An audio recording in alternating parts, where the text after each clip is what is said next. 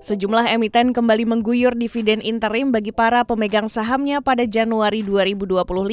Emiten-emiten tersebut pun selama ini dikenal royal membagikan dividennya. Mereka diantaranya PT Alam Tri Resources Indonesia Tbk dan juga PT Bank Rakyat Indonesia Persero Tbk.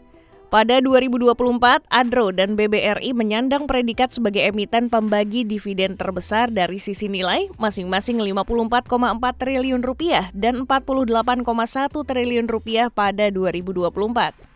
Dari sisi imbal hasil dividen, emiten pembagi dividen terbesar adalah Adro sebesar 49,4%, PT Golden Energy Mines Tbk 20,5%, dan PT Bara Multi Sukses Sarana Tbk 19,8%.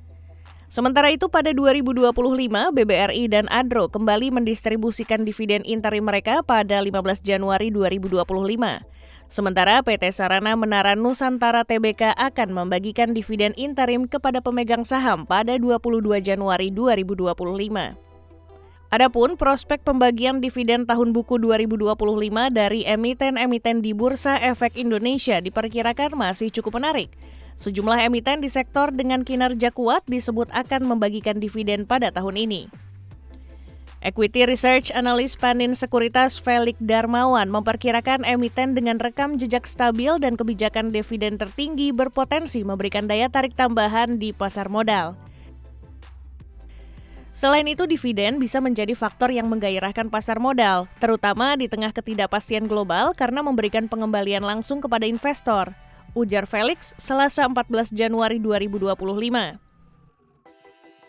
Felix menyarankan investor memeriksa persentase laba yang dibagikan sebagai dividen. Emiten dengan rasio dividen tinggi biasanya menarik untuk dikoleksi investor. Setelah itu, periksa mengenai stabilitas keuangan emiten pembagi dividen.